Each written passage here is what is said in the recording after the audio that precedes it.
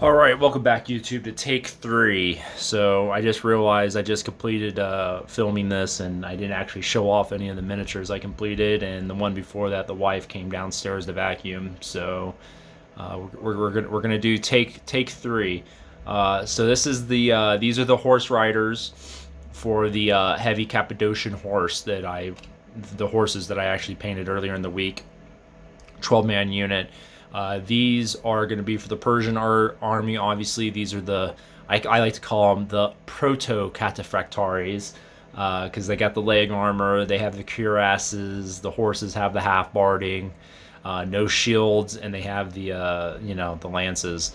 But these are from Polmark, which is Gripping Beast, but it's a line they bought out years ago that were sculpted by Steve Sala and another guy. They fit in perfectly with Aventine, Foundry World of the Greeks, those types of lines. They fit in beautifully with. So I really, really, really like these miniatures. I will definitely be buying more from Polmark. This was my first order from Polmark. These 12 Cavalry figures, but I will be buying more.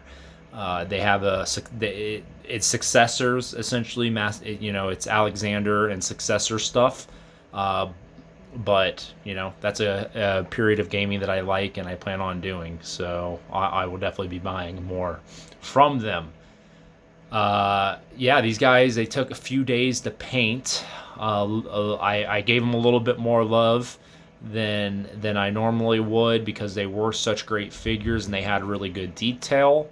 I had to drill out the hands. The hands are not drilled. So just know if you do buy these, you need to drill out the hands for the spears, which actually worked out because where the chunkier figure style, I could drill through the hand completely. And the spears, and I used steel. I use these guys on them for their lances. The actual steel spears here. These will never break. So the miniature will break before those spears break out of their hand. So yeah, that's them. I just got to do the skin. I still got to do the final skin highlight on them. That's what I got left.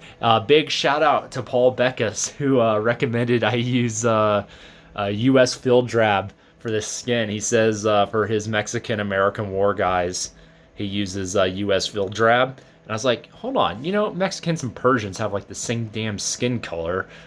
I'll use this on my Persians, and yeah, actually, it's really. I think it's going to be my new Persian skin tone. I was using tan earth, but I think I'm going to use these two in conjunction. So this is the tan earth, the Panzer series tan earth, and the U.S. field drab, and I'm going to use the tan earth as the highlight for this now. So thank you, Paul. I quite liked how it turned out.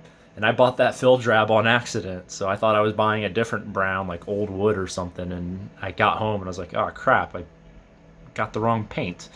So nice that it worked out. I'll show some off here. I did them in all sorts of colors and patterns, so tried to make them look extra Persian-y here. This guy has the yellow stripes. And like I said, they still do need the final skin highlight. So this is a guy I did in purple. He has the pattern on his jacket. Pretty cool. We'll do the commander. I'll show off some of the command figures. Did him with the yellow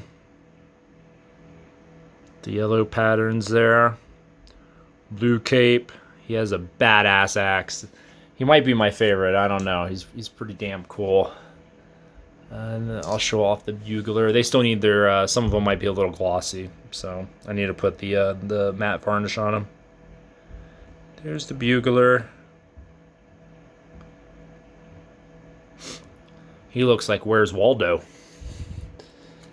His green and red combo. So yeah, so those are those guys. We got.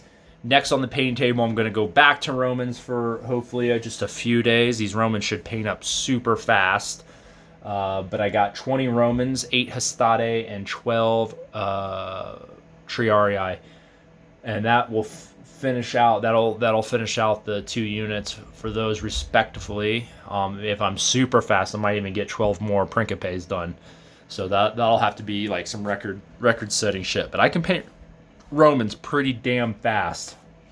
So I wouldn't be surprised if I might be able to get through all of them, which would mean I'd almost hit my 100 figure mark. But yeah, so we got those on the table next, and then it'll be back to Persian bowmen for the Sparabaras, which I said last month that I was gonna buy First Corps miniatures for my entire army, use their army deal as the foundation, and I actually changed my mind and I went with Victrix at the last minute. And I want to tell you guys this because I know I put my how to collect video, and I changed my mind. I went with Victrix because the First Corps miniatures are a little too small. It was one of their early lines, and it's more 25 millimeter instead of like the big chunky boys that everyone likes today, like the Aventine and the Foundry, the newer Foundry stuff. So, and shield transfers. The First Corps did not have shield transfers, and the Victrix are fully supported for shield transfers, banners, and bow case transfers. So that kind of was the tipping point for me, because I already have a unit of Wargames Atlantic, Sparabara, these guys, the Cavalry in front of you, which are essentially like Foundry World of Greek size guys, and I had Foundry Kardaka unit. So the Victrix will size more correctly with those units that I already have painted up, and they won't look like giants. The First Corps would look like giants next to those guys. So yeah, I'm doing First Corps. I got the first 3 boxes in already, and when I'm done painting those 3 boxes, I'll buy another 3 boxes. So probably in March I'll be working hopefully I do get to do a decent amount of painting in March, but hopefully it's mostly Persian bowmen for the Sparabaras. That's the plan, tentatively. So the only other thing I wanted to talk about was a Wargaming channel that I came across, which is Dougie's. It's called, and I'm going to put a link to it in the description of this video, Dougie's Wargaming Blog Show. It's a newer channel. He only has a few videos up, but he recently posted a video of his Chechens from the first Chechen war with Russia, and holy shit, those are some impressive looking miniatures. He painted them amazing.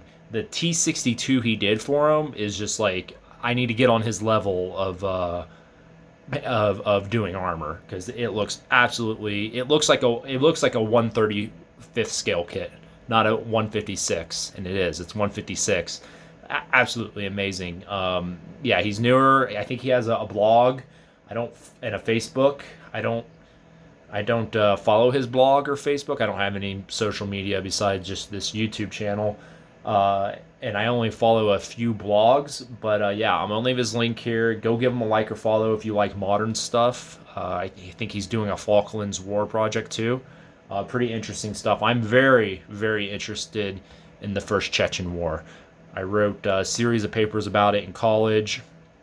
It's something I've studied in depth because there's a lot of lessons to learn about how the Chechens beat the Russians in the first Chechen War and the battle for Grozny. If you want to see how a modern urban insurgent war would look like, you got Grozny and you got Fallujah, right? Those are your 2 like real big case studies.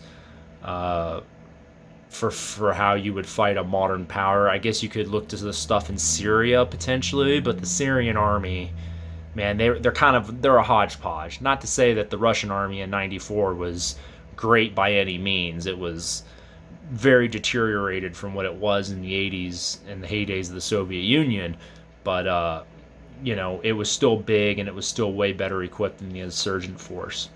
So yeah, I'll post his channel there, and until next time, guys, keep on painting.